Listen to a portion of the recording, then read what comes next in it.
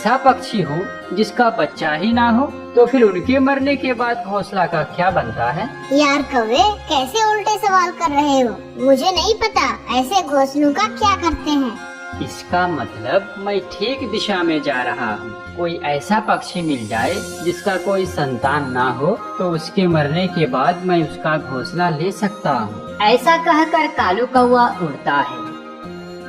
वह उड़ते उड़ते दूर पहाड़ों पर चला जाता है। मिट्ठू तोता अपने घोंसले में बैठा अमरूद खा रहा था। फिर कालू कौवा मिट्ठू तोता के पास जाता है। यार मिट्ठू, तुमने ये घोंसला कहाँ से लिया है? लिया? क्या मतलब है तुम्हारा? ये घोंसला मैंने खुद एक एक तिनके जमा करके बनाए हैं। बहुत मेहनत की है मैंने। यार मिट्ठू, मैं भी अपने लिए घोंसला बनाना चाहता हूँ, मगर मुझसे एक एक तिनका जमा करने की इतनी कड़ी मेहनत नहीं होती। मेहनत के बिना कुछ हासिल नहीं है। मिट्ठू, क्या कहीं खाली घोंसला मिल सकता है मुझे? मेरा कहने का मतलब कि कोई ऐसा घोंसला जिसमें रहने वाला पक्षी हवा में उड़ गया हो, या रास्ता भूल गया हो, या फिर मर गया हो। ये कैसी बातें कर रहे हो कौवे? पहाड़ों पर जाओ, हो सकता है कोई चील का पुराना घोंसला तुम्हें मिल जाए। यह सुनकर कौवा खुश हो जाता है और पहाड़ों की तरफ चला जाता है। टूनी चिड़िया ने अपने लिए आधे से ज्यादा घोंसला बना लिया था। अब वह कुछ सूखे पत्ते लेने जा रही थी, जिससे उसका घोंसला नरम और आरामदायक बन जाए। कालू कौवा भी पहाड़ों पर पहुंच जाता है और एक सूखे पेड़ पर उसे एक खाली घोंसला नजर आता है, जो कांटेदार तिनकों से बना हुआ था। वह उसी घोंसले के पास बैठी बुलबुल से पूछता है। बुलबुल, ये घोंसला किसका है? कौवे, इस घोंसले में कभी चील रहा करती थी, मगर वो जब से मर गई, ये घोंसला खाली ही पड़ा हुआ है। वाह, मिल गया, मुझे मिल गया बिना मेहनत का घोंसला। वाह रे कालू कौवे, क्या बात है तेरी। और कालू कौवा वह पुराना घोंसला लेकर वहाँ से उड़ जाता है। टूनी चिड़िया ने भी अपने लिए घोंसला कंप्लीट कर लिया था। टूनी चिड़िया ने तो अपने घोंसले में सुंदर सुंदर फूल भी लगा लिए थे और वह बहुत खुश थी। वह अपने घोंसले में बैठकर सुकून की एक लंबी सांस लेती है। अब मुझे कोई चिंता नहीं, मौसम कैसा भी रहे, मैं अब यहाँ पर सुरक्षित हूँ। कालू कौवा भी चील का वह पुराना घोंसला लेकर टूनी चिड़िया के पास आ गया था। वह घोंसला टूनी चिड़िया के पास रखकर टूनी चिड़िया से कहता है। टूनी चिड़िया, मैं कह रहा था ना कि हर काम में कोई ना कोई शॉर्टकट जरूर होता है। देखो देखो, मैंने मेहनत भी नहीं किया और अपने लिए घोंसला भी बना लिया। मगर मैं इस बात पर यकीन नहीं रखती, मैं मेहनत को अपनी कुंजी समझती हूँ। रात हो जाती है। कालू कौवा भी अपने घोंसले में सोए खर्राटे ले रहा था।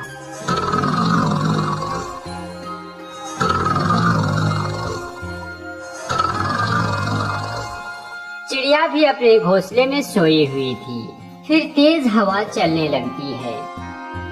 हवा की पहले सी झटके से ही कालू कौवे का घोंसला टूटकर बिखर जाता है। टूट गया, मेरा घोंसला तो टूट गया। आए, कोई मेरी मदद करें। लेकिन उसके करीब ही टूनी चिड़िया ने अपनी मेहनत से बनाए हुए घोंसले में आराम से सोई, जिसे देखकर कौवा सोचता है। टूनी चिड़िया ने ठीक ही कहा, मेहनत के बिना कुछ भी हासिल नहीं। मैं गलत था, मैं मान गया कि मेहनत के लिए कोई भी शॉर्टकट नहीं। प्यारे दोस्तों, हमें भी हर काम मेहनत से करना चाहिए, क्योंकि कामयाबी के लिए कोई भी शॉर्टकट नहीं होता। दोस्तों, वीडियो अच्छी लगी हो तो वीडियो को लाइक करें और इसी तरह की इंटरेस्टिंग वर्ड्स स्टोरी के लिए हमारे चैनल को सब्सक्राइब करने के साथ साथ बेल के आइकन को प्रेस करें।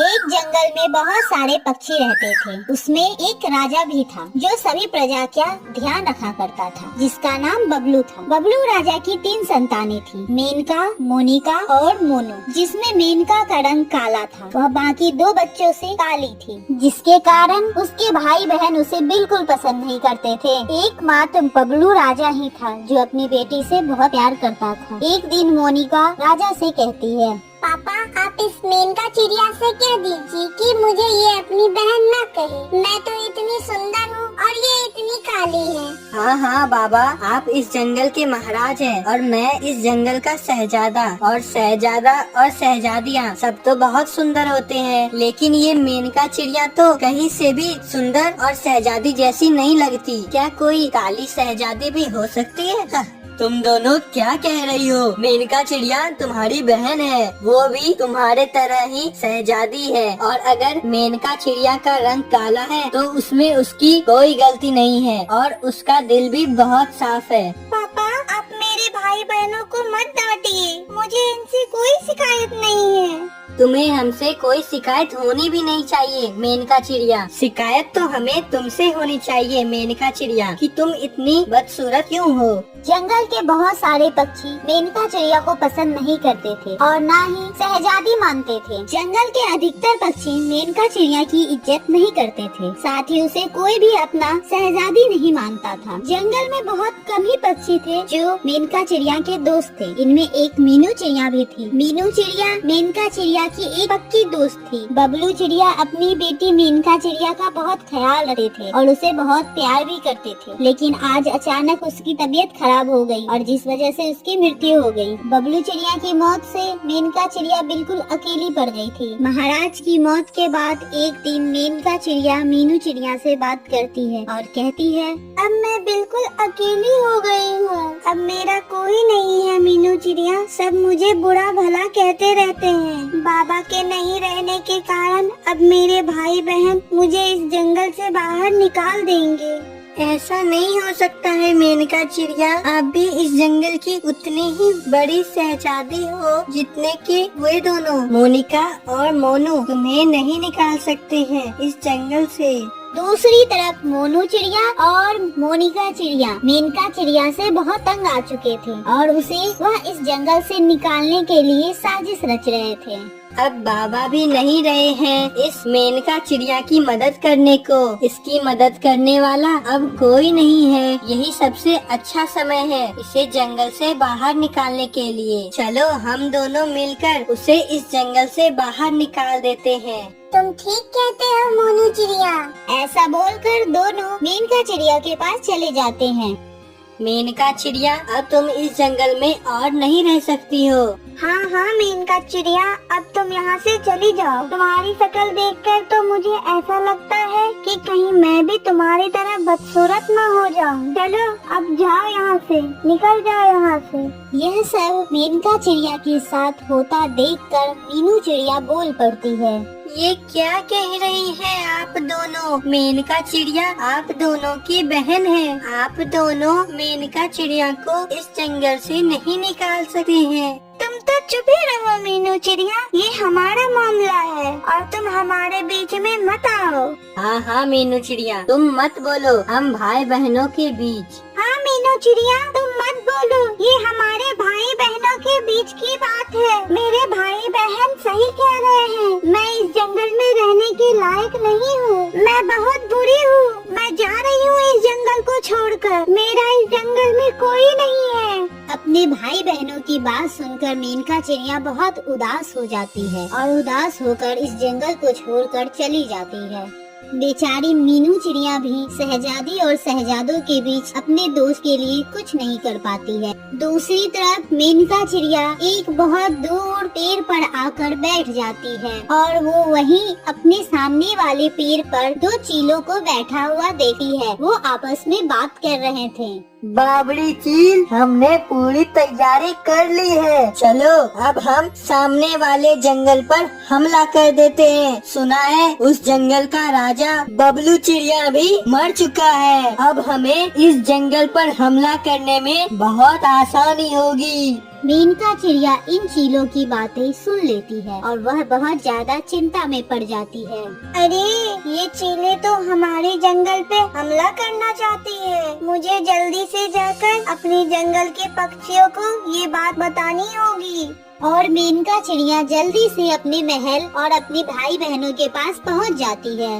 मोनू भाई, मोनिका बहन, मेरी बात सुनो। पहली बार चीले हमारे जंगल पे हमला करने वाले हैं। तुम लोग जल्दी से इस जंगल से बाहर निकलकर छिप जाओ। मेनका चिड़िया, तुम चुप करो। आज तक हमारे जंगल पर कोई भी चील हमला नहीं किया है, फिर वो आज क्यों करेंगे? तुम इस जंगल में रहने के लिए बहाना मत बनाओ। नहीं नहीं मोनू भाई, मैं झूठ नहीं बोल रही हूँ, मैं बिल्कुल सच कह रही हूँ। हमारे जंगल पे चीले हमला करने वाली है और वे सब आपकी छोटी नन्ही चिड़ियाओं को मारकर खा जाएंगे। जब मेनका की बातें उसके भाई बहन नहीं मानते हैं, तब तोता बोल पड़ता है।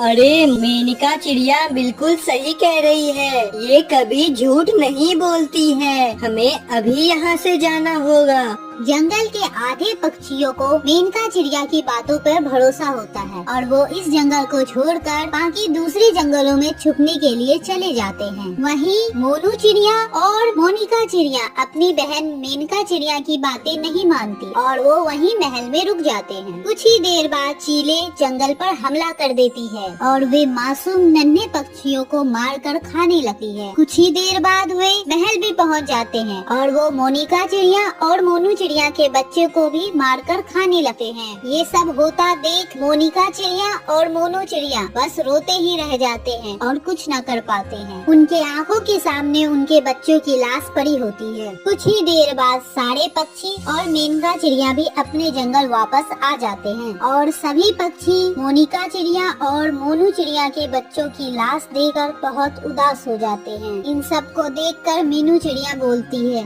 मोनू चिड़िया, तुम लोगों ने देख लिया ना अपने गुरूर का अंजाम। आज आप दोनों के पास सब कुछ होते हुए भी कुछ नहीं है। आप दोनों हमेशा कहते थे ना, ये मेनका चिड़िया काली है, बदसूरत है, ये हमेशा हम लोगों का नुकसान ही करेगी। लेकिन आज देखिए, मेनका चिड़िया ने हमें और हमारे बच्चों की जान बचाई है। आप दोनों ने मेनका चिड़िया की बात नहीं मानी और अपने गुरूर के कारण अपना सबसे बड़ा नुकसान कर लिया है। मोनिका चिड़िया, मोनू चिड़िया, आप दोनों ने तो मेनका चिड़िया को बहुत बुरा भला कहा था। देखो, आज उनकी वजह से ही हमारे बच्चे सुरक्षित हैं हमारे पास। आप दोनों ने मिलकर तो इसे इस जंगल से बाहर निकाल दिया था, लेकिन देखो, उसने ही हमारे जंगल की रक्षा की है। मोनिका चिड़िया और मोनू चिड़िया को अपनी गलती का एहसास हो जाता है। मुझे माफ कर दो मेनका चिड़िया, मैंने तुम्हारे साथ बहुत गलत किया है। तुम बहुत अच्छी हो, तुमने हमेशा हमारा भला ही किया है, लेकिन बदले में हमने तुम्हारे साथ हमेशा बुरा ही किया है। हमारी गलती की सजा हमें मिल गई है मेनका चिड़िया, तुम मुझे माफ कर दो मेरी बहन, मैं अपनी गलती पर बहुत शर्मिंदा हूँ। मेनका चिड़िया, मैं भी अपनी गलती पर बहुत शर्मिंदा हूँ, मुझे माफ कर दो। मैं जान गया हूँ किसी पक्षी की खूबसूरती या उसके बाहरी रंग रूप पर निर्भर नहीं करता है, बल्कि उसके रहम दिल से साबित होती है। मेनका चिड़िया अपने दोनों भाई बहनों को माफी मांगता देख काफी खुश होती है और बोलती है, मैंने आपको माफ किया मेरे भाइयों और बहनों, मैंने आप दोनों को माफ कर दिया। अब हम लोग एक दूसरे को कभी भी बुरा भला नहीं बोलेंगे और हमेशा हम लोग एक साथ खुश रहेंगे। तुम्हारा बहुत बहुत शुक्रिया मेनका चिड़िया, आज तुमने हमारे जंगल की पक्षियों को चील से बचाया है, इसीलिए आज से तुम हम सब की रानी हो। और फिर मोनू चिड़िया मेनका चिड़िया को ताज पहनाता है और वह उस दिन से उस जंगल की रानी बन जाती है। फिर सभी खुशी खुशी रहने लगते हैं। इस कहानी से हमें ये सीख मिलती है कि हमें कभी भी रंगों में भेदभाव नहीं करना चाहिए, क्योंकि रंग हमारे अंदर की सुंदरता को नहीं बताते हैं। तो दोस्तों, अगर आपको ये वीडियो अच्छी लगी तो इस वीडियो को करें लाइक और इस चैनल को करें सब्सक्राइब। धन्यवाद।